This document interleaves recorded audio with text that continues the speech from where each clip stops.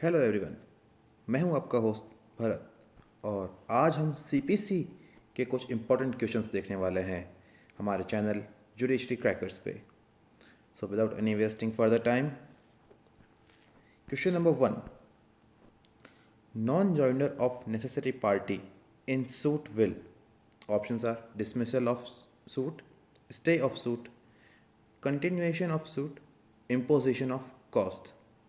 सो हमारा आंसर मिलता है हमें ऑर्डर 1 रूल 9 के प्रोवाइजो से कि अगर किसी नेसेसरी पार्टी का जॉइंडर नहीं हुआ हो तो वो सूट डिसमिस हो जाएगा। Question number 2, which of the following is correct statement? Woman can be arrested for execution of money decree. Woman can be arrested and released on bail on execution of money decree. Woman cannot be arrested for execution of money decree. Money decree cannot be executed against women. Question number 2 का answer हमें मिलता है section 56 से। 56 की language बिल्कुल plane और बिल्कुल clearly बताती है कि कोई भी महिला मनी डिक्री के एग्जीक्यूशन में गिरफ्तार नहीं की जा सकती और साथ ही उसे सिविल इम्प्रिजनमेंट में भी नहीं रखा जा सकता। आगे बढ़ते हैं। Proceedings by which decree holder seeks to recover money और property of judgment debtor in hands from third party is known as, options are interpleader suit, mesne profit, garnishee order, doctrine of subrogation. ये जो term है garnishee, ये कहीं भी CPC में define नहीं है। ऑर्डर 21 रूल 46 हमें ये बताता है कि गार्निशी क्या होता है। गार्निशी जजमेंट डेटर का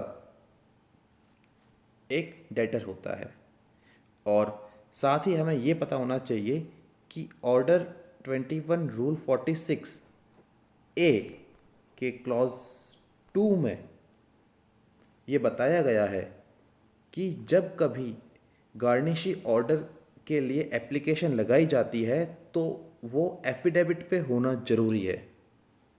तो इसका आंसर करेक्ट होगा सी। आगे बढ़ते हैं। Which of following is not liable to attachment and sale in execution of decree? Options are land and building, money and cheques, money payable under policy of insurance and shares. Section 60 के clause 1 sub clause के B, इससे answer clear होता है।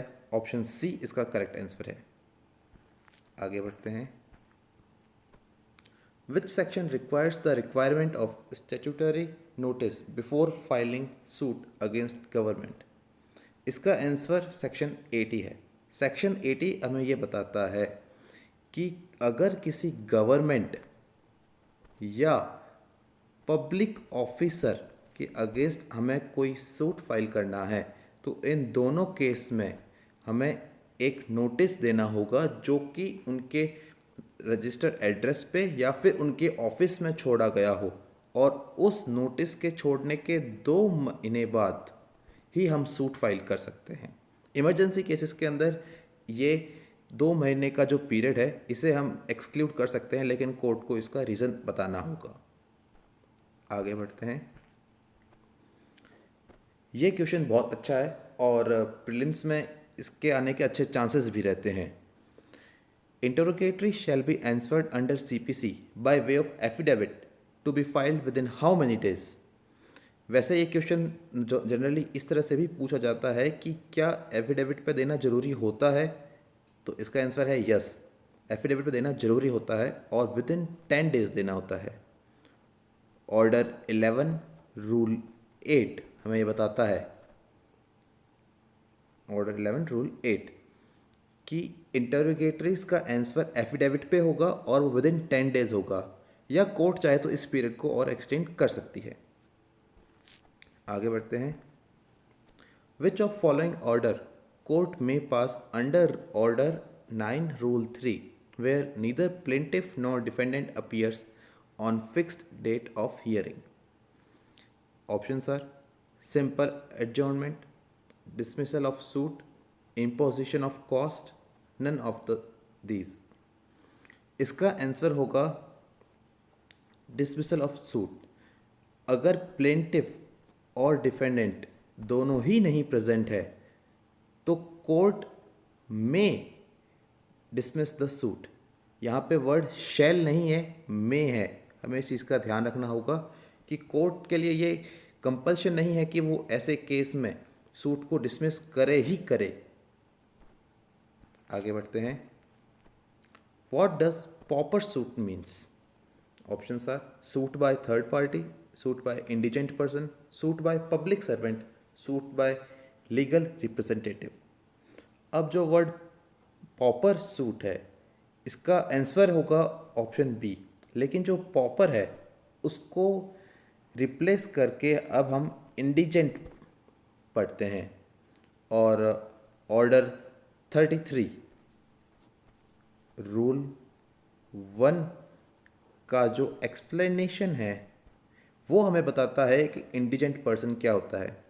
एक indigent person वो होता है जो कि जो कोर्ट फीस है वो पे नहीं कर सकता है और उसके पास में इतनी suit, subject matter of the suit वो प्रॉपर्टी और वो प्रॉपर्टी जिसको एग्जीक्यूशन ऑफ डिक्री में अटैच नहीं किया जा सकता है। इनके अलावा उसके पास में इतनी प्रॉपर्टी या मींस नहीं है जिससे कि वो कोर्ट फीस पे कर सकता है, पहली चीज़। और दूसरी चीज़, इन दोनों प्रॉपर्टी को छोड़ते हुए कौन सी? वो प्रॉपर्टी जिनका अटैचमेंट नहीं किया जा सकता in execution of a decree और subject matter of the suit, इन दोनों के अलावा उसके पास में 1,000 रुपये या से ऊपर की कोई संपत्ति ना हो। आगे बढ़ते हैं।